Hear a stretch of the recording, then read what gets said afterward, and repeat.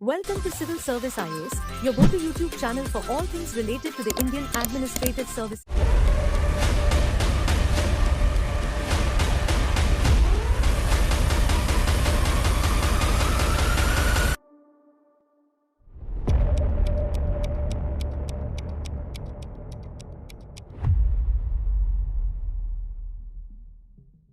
दोस्तों, Oppenheimer the true story तो आप सबने देख ली और पूरी दुनिया भी इस कहानी को ओपेनहाइमर मूवी के जरिए देख रही है। लेकिन क्या आप इंडियन ओपेनहाइमर की कहानी के बारे में कुछ जानते हैं? आइए शुरू से बताते हैं। 24 जनवरी 1966 भारत से वियना जाने वाली एयर इंडिया की एक फ्लाइट मोंट ब्लांक के पास क्रैश हो जाती है। बहुत सारे लोग इसमें मारे जाते हैं। साथ ही इंडिया के पहले एटॉमिक बॉम्ब को बनाने का वादा करने वाले होमी जहांगीर भाभा की भी इसमें डेथ हो जाती है, जो कि इंटरनेशनल एटॉमिक एनर्जी एजेंसी के कॉन्फ्रेंस के लिए वियना जा रहे थे। दोस्तों, आज तक उनकी डेथ को अलग अलग एंगल से देखा जाता है, लेकिन होमी जहांगीर भाभा के जाने के बाद सबको ऐसा लगा कि अब शायद इंडिया के लिए एटॉमिक बॉम्ब को बनाना पॉसिबल नहीं हो पाएगा, क्योंकि होमी न सिर्फ इंडिया के एटॉमिक रिसर्च के फादर थे, बल्कि वो इकलौते ऐसे शख्स थे जो नियर फ्यूचर में इंडिया के लिए एटम बॉम्ब की नीड को देख रहे थे, और इसीलिए उन्होंने इसकी तैयारी पहले से ही शुरू कर दी थी। दोस्तों, उनकी तैयारी ही थी कि उनकी मौत के 8 साल बाद पोखरण में भारत के पहले एटॉमिक बॉम्ब का सक्सेसफुल डेटोनेशन कर लिया गया, जिसे सफल बनाने में भाभा और उनके सक्सेसर ने भी बहुत काम किया। लेकिन आजादी के बाद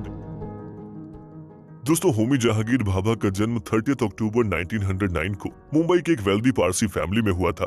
होमी के ग्रैंडफादर मैसूर के इंस्पेक्टर जनरल ऑफ एजुकेशन थे और होमी के फादर जहांगीर होरमोजी भाभा ऑक्सफोर्ड से ग्रेजुएटेड स्कॉलर थे, जो बाद में बड़े लॉयर भी बने। साथ ही होमी जहांगीर भाभा की माँ की फैमिली एक वेल्दी बिजनेस वाली फैमिली थी।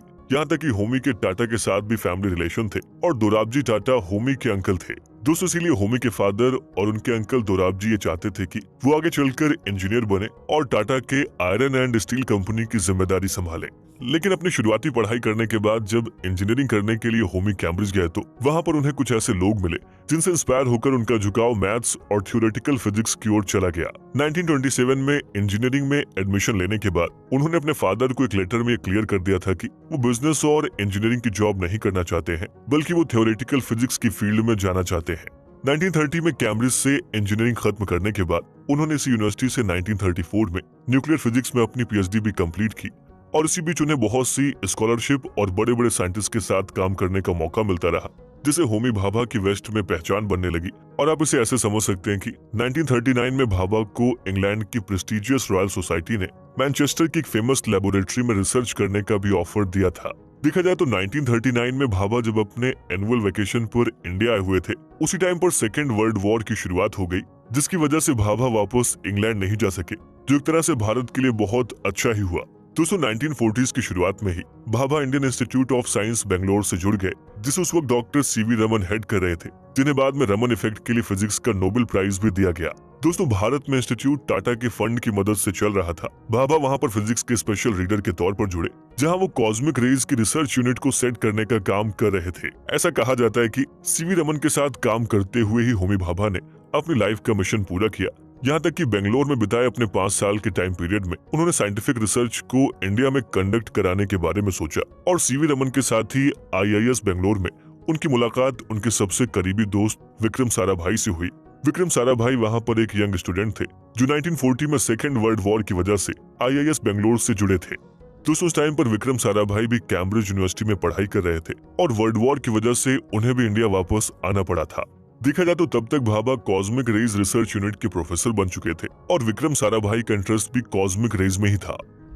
भाभा जहां कॉस्मिक रेज के जरिए एटॉमिक पार्टिकल्स की स्टडी करने में इंटरेस्टेड थे, वहीं विक्रम साराभाई कॉस्मिक रेज को आउटर स्पेस की स्टडी के लिए टूल की तरह इस्तेमाल करना चाहते थे, और इस तरह से कॉस्मिक रेज उन दोनों के बीच दोस्ती के लिए कॉमन लिंक बनी, जो मरते दम तक खत्म नहीं हुई। दोस्तों, 1941 तक भाभा वॉर खत्म होने के बाद वापस कैलटेक यूनिवर्सिटी जाकर काम करने की सोच रहे थे, लेकिन जब वो साराभाई और उनकी पत्नी मृणालिनी से मिले, फिर उनके मन में इंडियन कल्चर, आर्ट और आर्किटेक्चर के लिए एक अलग अट्रैक्शन पैदा हुआ। दरअसल ऐसा इसलिए था क्योंकि विक्रम और उनका परिवार न सिर्फ इंडियन फ्रीडम फाइटर्स को सपोर्ट करता था, बल्कि गांधी और टैगोर जैसे बड़े लेजेंड्स के साथ करीब होने की वजह से पूरे तरीके से इंडियन कल्चर में डूबा हुआ था, और इसी का इन्फ्लुएंस होमी जहांगीर भाभा पर भी हुआ। दोस्तों, भाभा आईआईएस में काम करते हुए पॉपुलर हो चुके थे। ऐसा कहा जाता है कि सीवी रमन कभी भी अपने फेलो साइंटिस्ट की तारीफ नहीं करते थे, लेकिन सीवी रमन ने इंडियन एकेडमी ऑफ साइंसेज की एक एनुअल मीटिंग में 32 साल के भाभा को लियोनार्डो डी विंची के इक्विवेलेंट कहा था। 1939 से 1945 तक भाभा ने इस इंस्टीट्यूट को अपना समय दिया, लेकिन 1943 में उन्होंने जेआरडी टाटा को फंडामेंटल फिजिक्स को लेकर एक रिसर्च इंस्टीट्यूट खोलने का प्रपोजल दिया, जिसे 1945 में टाटा के ग्रांट की मदद से एस्टैब्लिश कर लिया गया, जो कि साइंस को इंडिया में प्रमोट करने के लिए भाभा का पहला बड़ा कंट्रीब्यूशन था। और आज भी वो contribution Tata institute of fundamental research के नाम से जाना जाता है। दोस्तों, जल्द ही भारत आजाद हुआ। देश के पहले प्राइम मिनिस्टर बने पंडित जवाहरलाल नेहरू। ऐसा कहा जाता है कि नेहरू को भाई कहकर सिर्फ 2 ही लोग बुला सकते थे, एक थे जयप्रकाश नारायण और दूसरे थे होमी जहांगीर भाभा। प्रधानमंत्री इंदिरा गांधी ने भी कई बार इस बात को लोगों के सामने रखा है कि उनके फादर देर रात जब परेशान होते थे तो वो भाभा को फोन करते थे। देखा जाए तो पंडित नेहरू न सिर्फ भाभा के काम को पसंद करते थे, बल्कि दोनों बहुत अच्छे दोस्त भी थे। और इसी दोस्ती की वजह से आजादी के तुरंत बाद ही भारत का पहला न्यूक्लियर रिसर्च प्रोग्राम शुरू हो सका। 1948 में होमी भाभा ने नेहरू को एक लेटर लिखा और ये बताया कि भारत के लिए न्यूक्लियर एनर्जी पर रिसर्च करना क्यों जरूरी है। साथ ही उन्होंने ये भी कहा कि रिसर्च टीम बिना किसी लिंक के सीधे प्राइम मिनिस्टर को रिपोर्ट करेगी, जिसका नाम होगा एटॉमिक एनर्जी कमीशन, यानी कि एईसी। दोस्तों, होमी के इस प्रपोजल को पंडित नेहरू भी समझ गए थे, क्योंकि इंडिया में उस टाइम पर एनर्जी डेफिशिएंसी अपने पीक पर थी और ऐसी सिचुएशन में न्यूक्लियर एनर्जी की मदद से एनर्जी डेफिशिएंसी को कम करना आसान हो जाएगा। इसलिए पंडित नेहरू ने अक्टूबर 1948 को एटॉमिक रिसर्च कमीशन को एस्टैब्लिश किया, जिसके पहले चेयरमैन बने होमी जहांगीर भाभा और उनके साथ एसएस भटनागर और केएस कृष्णा भी इस कमीशन के मेंबर थे। दोस्तों, एईसी के एस्टैब्लिश हो जाने के बाद भाभा ने इंडिया के पहले एटॉमिक एनर्जी रिसर्च रिएक्टर पर काम करना शुरू कर दिया और इसी बीच उन्हें डिपार्टमेंट ऑफ एटॉमिक एनर्जी यानी कि डीएई का चेयरमैन भी बनाया गया।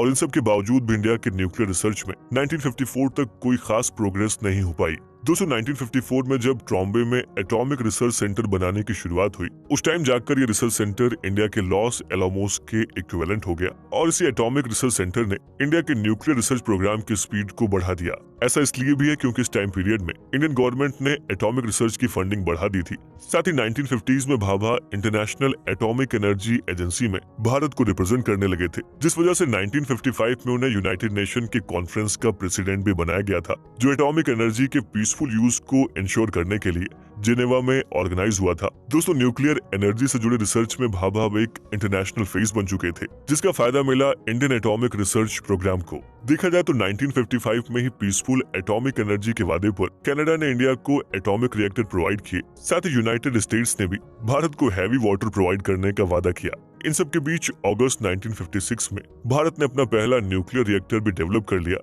जिसे अप्सरा के नाम से जाना जाता है। अप्सरा आज एशिया की ओल्डेस्ट रिसर्च रिएक्टर है। साथ ही यहीं से भाभा के लिए एटॉमिक बॉम्ब बनाने के दरवाजे भी खुल गए, लेकिन देश के बड़े लीडर्स अभी बॉम्ब बनाने के पक्ष में नहीं थे। दोस्तों, इसी के कुछ टाइम बाद 1962 में चाइना ने भारत के खिलाफ वॉर की शुरुआत कर दी और भारत को इस वॉर में काफी नुकसान हुआ। साथ ही चाइना 1960s में ही न्यूक्लियर वेपन बनाने की शुरुआत में लग गया था और उसने 1964 में जाकर अपने पहले न्यूक्लियर बॉम्ब की भी टेस्टिंग कर ली थी, जो भारत के लिए बड़ा सिक्योरिटी थ्रेट बन रहा था, क्योंकि तब तक इंडिया के पास न्यूक्लियर वेपन नहीं था। आपको जानकर हैरानी होगी कि 16 अक्टूबर को चाइना ने अपना पहला न्यूक्लियर बॉम्ब टेस्ट किया था और 4 अक्टूबर को भाभा ने भी कह दिया था कि वो भी इस कंडीशन में है कि अगले 18 महीनों में भारत को उसका पहला न्यूक्लियर बॉम्ब दे सकते हैं। लेकिन दोस्तों, बड़े देशों के दबाव और नए पीएम लाल बहादुर शास्त्री के शांतप्रिय रवैये की वजह से एटम बॉम्ब बनाने के लिए मंजूरी नहीं मिल पाई। लेकिन 1965 के पाकिस्तान वॉर के बाद भारत के ऊपर न्यूक्लियर बॉम्ब बनाने का प्रेशर आ गया और दोस्तों, होमी जहांगीर भाभा भी उस पर काम कर ही पाते कि 24 जनवरी 1966 को एयर इंडिया के प्लेन क्रैश में उनकी डेथ हो गई। 1966 में भाभा की डेथ के बाद एटॉमिक रिसर्च सेंटर को भाभा एटॉमिक रिसर्च सेंटर का नाम दिया गया और भाभा एटॉमिक रिसर्च सेंटर के नए चेयरमैन उनके दोस्त यानी कि विक्रम साराभाई को बनाया गया, जो इसी बीच इंडियन स्पेस रिसर्च ऑर्गेनाइजेशन को डेवलप करने में लगे हुए थे। हालांकि ताशकंद समझौते के दौरान ही लाल बहादुर शास्त्री की भी डेथ हो गई और 1967 में इंदिरा गांधी देश की नई प्रधानमंत्री बनी। दोस्तों, शुरुआत में तो विक्रम साराभाई बॉम्ब बनाने के खिलाफ थे, लेकिन 1967 में इंदिरा गांधी के कई बार कहने पर साराभाई इस काम को करने के लिए तैयार हो गए। देखा जाए तो बॉम्ब को बनाने की जिम्मेदारी जिन 2 साइंटिस्ट को दी गई थी, उनमें से एक थे होमी सेठना, जो कि केमिकल इंजीनियर थे और इन्होंने वेपन ग्रेड प्लूटोनियम को डेवलप करने में सिग्निफिकेंट रोल प्ले किया था, जबकि दूसरे साइंटिस्ट थे राजा रमन्ना, जिन्होंने पूरे न्यूक्लियर डिवाइस को डिजाइन और मैन्युफैक्चर किया था। दोस्तों, इन दोनों साइंटिस्ट को विक्रम साराभाई मॉनिटर कर रहे थे और भारत के इस न्यूक्लियर वेपन प्रोग्राम में सिर्फ 75 से भी कम लोग काम कर रहे थे, जिसके पीछे सबसे बड़ा कारण था सीक्रेसी। दरअसल ऐसा इसलिए था क्योंकि भारत एक और न्यूक्लियर एनर्जी के पीसफुल यूज की बात कर रहा था, वहीं दूसरी ओर अगर भारत के बॉम्ब बनाने की बात पता चल जाती, ऐसे में भारत के ऊपर कई बड़े देश सैंक्शन लगा सकते थे। दोस्तों, इधर बॉम्ब बनाने का काम चल ही रहा था कि 1971 में भारत और पाकिस्तान के बीच वॉर शुरू हो गया, जिसमें बांग्लादेश के क्रिएशन के बाद भारत के ऊपर प्रेशर और बढ़ गया। लेकिन 1971 में वॉर जीतने की वजह से इंदिरा गांधी की पॉपुलैरिटी और बढ़ गई और इसलिए 1972 में इंदिरा गांधी ने भाभा एटॉमिक रिसर्च सेंटर से न्यूक्लियर बॉम्ब टेस्टिंग के लिए तैयार करने को बोल दिया। और इस बीच बॉम्ब इतनी सीक्रेसी के साथ तैयार हुआ कि भारतीय सेना को भी इसके बारे में कोई भी जानकारी नहीं दी गई। दोस्तों, यहाँ तक कि उस टाइम के डिफेंस मिनिस्टर को भी न्यूक्लियर बॉम्ब टेस्टिंग का कोई अंदाजा नहीं था।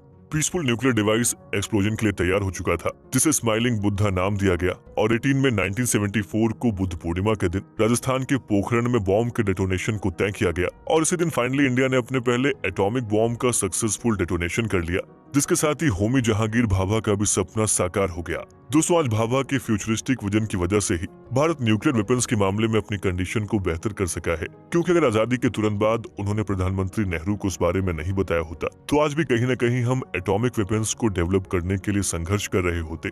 लेकिन आज भारत के पास 164 न्यूक्लियर बॉम्ब मौजूद हैं, जो भारत की सिक्योरिटी के लिहाज से बहुत जरूरी है। दोस्तों, अगर आप भाभा और उनके न्यूक्लियर रिसर्च को अमेरिका और ओपेनहाइमर से कंपेयर करेंगे तो होमी जहांगीर भाभा का न्यूक्लियर वेपन के लिए एक स्टेबल और क्लियर विजन दिखाई देता है, जबकि ओपेनहाइमर को शायद ये पता भी नहीं था कि उनके बनाए गए बॉम्ब का दुनिया पर किस तरह से इम्पैक्ट पड़ेगा। ऐसे में होमी जहांगीर भाभा को ओपेनहाइमर कहना सही नहीं होगा। साथ ही इसका एक दूसरा पहलू ये भी है कि होमी भाभा ने सिर्फ न्यूक्लियर वेपन्स के लिहाज से ही न्यूक्लियर प्रोग्राम को डिजाइन नहीं किया था, बल्कि उनका मानना यह भी था कि न्यूक्लियर एनर्जी की मदद से भारत सस्टेनेबल एनर्जी के रास्ते पर चल सकेगा, जिस पर आज भी भारत तेजी से काम कर रहा है। दोस्तों, आपकी इस मुद्दे पर राय क्या है और आपको हमारी ये वीडियो कैसी लगी, हमें कमेंट बॉक्स में जरूर लिखें।